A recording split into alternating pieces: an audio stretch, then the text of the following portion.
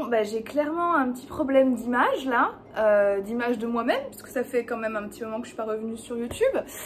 Donc me voir dans le retour, c'est pas simple, mais en tout cas je suis super contente de vous revoir, de revenir un peu sur YouTube. Je suis pas venue depuis un petit moment parce que j'étais vraiment épuisax, genre vidée émotionnellement, physiquement. J'ai continué à lire, de toute façon je continue toujours à lire, mais c'est vrai que j'avais pas juste l'énergie de faire une vidéo. Vous m'avez quand même manqué. Et ça va, genre j'ai pas été absente pendant 1 an, la meuf on dirait qu'elle a pris une année sabbatique, tu sais. Non mais sur les réseaux, quand t'es pas là depuis un petit moment, ça se fait sentir, voilà, et l'algorithme aussi te le fait sentir. Oui, parce que oui, j'ai eu cette remarque sur Instagram, oui, je ne suis là que pour la gloire, pour la célébrité et pour l'argent. Et c'est pour ça que je reviens aujourd'hui, voilà, et que je fais des vidéos bilan lecture et autres book haul. Ça c'est une petite private joke pour les gens qui sont sur Instagram, vous savez de quoi je parle. Mais non, clairement vous m'avez manqué, ça m'avait grave manqué de parler de littérature et tout. Et donc aujourd'hui je vais vous parler des livres que j'ai lus récemment. Avant de commencer, je vais vous parler du partenariat de la vidéo parce que j'ai été contactée par l'application Next Story. Peut-être que vous l'avez vu un petit peu circuler ces derniers temps sur Booktube. En tout cas moi je l'ai vu et quand ils m'ont contactée j'étais contente parce qu'en fait Next Story, j'ai bossé pour eux moi en 2018. Alors Next Story, qu'est-ce que c'est? C'est une application de lecture.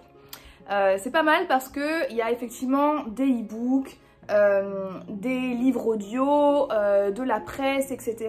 C'est vraiment très varié. Moi du coup je l'utilise depuis un petit moment quand même, Nextory. Je vous en parlais déjà en 2018 de Nextory, mais depuis ça a bien changé, ils se sont diversifiés, le catalogue est beaucoup plus fourni.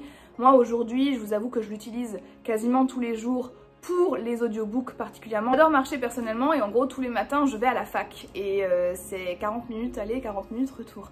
Donc d'habitude j'écoute des podcasts ou alors j'écoute de la musique, mais parfois j'aime bien aussi écouter des audiobooks. Et donc en ce moment j'écoute Réinventer l'amour de Mona Chollet. Mona Chollet qu'on connaît tous et toutes bien sûr, qui fait beaucoup d'essais féministes. Et le livre est super intéressant et j'adore pouvoir l'écouter donc sur Nextory. Vous avez bien sûr pléthore de livres, pléthore de genres, pléthore de styles. Il y a vraiment de tout. L'application est vraiment faite pour tout le monde et encore une fois, je sais avec qui je travaille.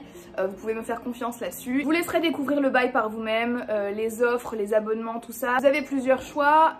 Moi en tout cas, avec mon lien personnalisé, vous avez droit à 45 jours offerts contre, je crois, une quinzaine de jours d'ordinaire.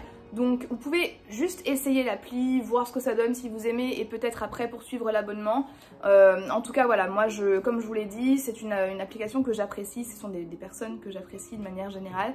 Et essayez, et voilà, et vous me direz ce que vous en pensez. En tout cas, moi c'est devenu clairement une habitude d'écouter ça tous les matins et tous les soirs. Bref, on va passer maintenant au livre dont je voulais vous parler. Et je vais commencer avec un roman graphique que j'ai lu du coup il y a un petit moment maintenant, mais qui s'intitule Love Story à l'iranienne de Jane Deuxar. Alors c'est un pseudonyme, c'est un couple de journalistes qui utilisent ce pseudonyme puisqu'ils se sont rendus en Iran avec une fausse identité pour pouvoir interviewer la jeunesse iranienne. J'ai été assez dubitative, je dois vous dire. En fait, si vous voulez, le roman graphique est segmenté puisque chaque interview constitue une sorte de mini-histoire où justement les personnes qui sont interviewées parlent de leurs conditions en tant que jeunes en Iran, de la manière dont ils vivent les relations et surtout les relations amoureuses. Donc parfois on a des personnes célibataires, parfois on a des personnes qui sont en couple mais qui sont interviewées toutes seules, ou parfois on a carrément des couples qui parlent de leurs relations bien souvent clandestines, puisque hors mariage. Et alors j'ai trouvé ça très intéressant, j'aime bien l'idée d'en apprendre plus sur l'Iran. Moi l'aspect qui m'a vraiment dérangée, et je vais être très honnête avec vous, je pense que vous me connaissez maintenant, c'est qu'on a un couple de journalistes occidentaux, puisque on ne sait pas vraiment, moi je sais pas vraiment qui ils sont, hein, je sais pas s'ils sont américains, s'ils sont français, enfin tout ce qu'on sait c'est qu'ils sont occidentaux, qui se sont rendus en Iran avec un but bien précis, en fait en tête de récolter un type de témoignage bien précis que bien sûr ils ont réussi à avoir puisque c'était tout le but de leur voyage. Et je trouve qu'il y a tout un aspect de la vie en Iran qu'on nous transmet pas. Ce qui m'a manqué dans ce livre, pour la faire courte, c'est les réseaux de résistance en fait. C'est vraiment, les interviews étaient surtout basées sur l'oppression des gens et non pas sur la manière de résister, les manières de s'opposer au gouvernement. Et je trouve que du coup c'est bien de parler en fait de la répression, de l'oppression religieuse, etc. Je pense que c'est important, mais quand on le fait, je trouve que c'est aussi important d'avoir une sorte d'équilibre et de présenter la chose dans sa complexité et comment les gens dans cette oppression justement parviennent à survivre et à vivre et à trouver de la force en créant des liens, et c'est cet aspect-là qui me manquait. J'ai trouvé que c'était un témoignage très fort, mais que ça manquait vraiment d'espoir et que ça manquait de nuances, je pense. Et l'autre aspect aussi qui m'a un peu dérangée, c'est qu'il y avait à certains moments en fait dans le roman graphique, on a des petites réflexions de la part de ces journalistes qui sont là et qui disent « Oh là là, ça nous déchire le cœur de devoir partir parce qu'on a l'impression de les laisser tomber. Oh là là, ça leur a fait tellement du bien de nous parler.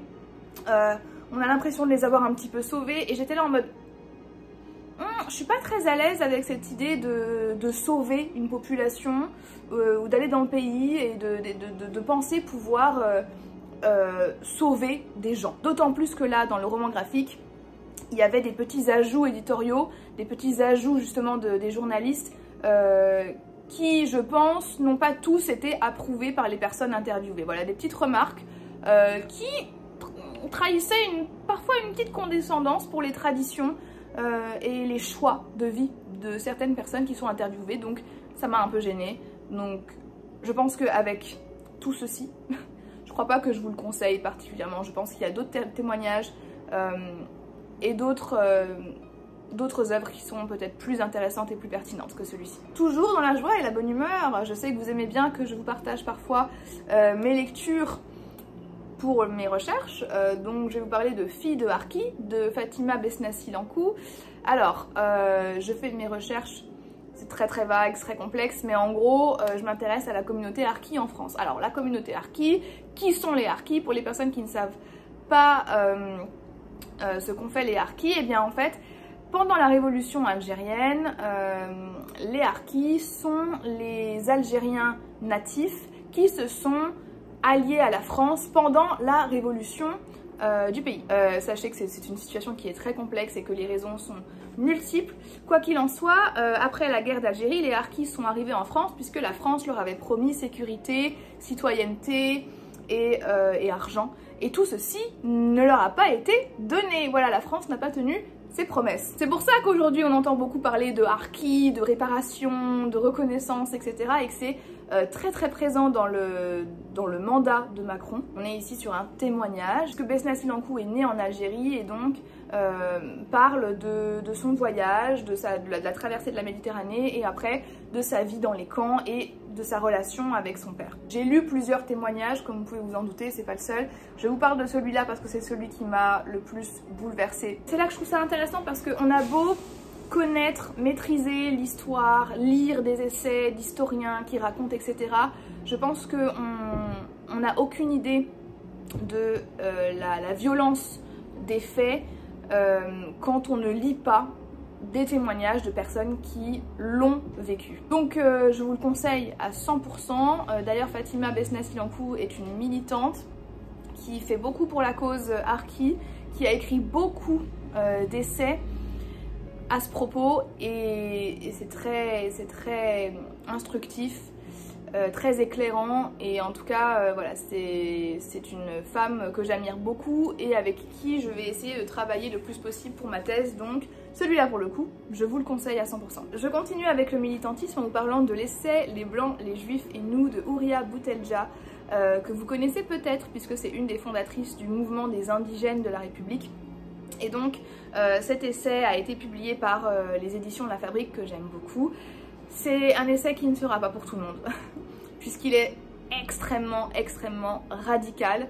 Alors elle pour le coup elle mâche pas ses mots. C'est un essai qui accable un petit peu l'Occident. Donc c'est pour ça que je dis que c'est pas, tout le monde n'est peut-être pas prêt à le lire et qui l'accable dans le sens où elle s'adresse aux communautés, donc elle s'adresse aux indigènes de la République, à la communauté juive, etc. Et elle explique comment en fait nos relations intracommunautaires se sont forgées à travers le regard de l'Occident, à travers le regard de la République plus particulièrement.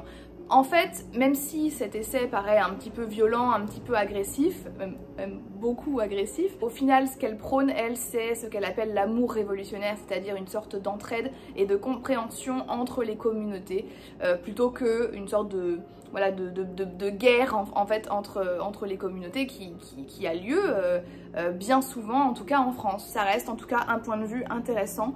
Et je vous la conseille si vous voulez justement aller un peu plus loin dans le militantisme antiraciste. Le dernier livre dont je vais vous parler, on va changer d'ambiance, changer de genre, puisque je vais vous parler de Anatomy, a Love Story de Dana Schwartz. Là on est sur du young adulte les gars, voilà, rien à voir. Ça se passe au 19e siècle, je crois, 19e siècle.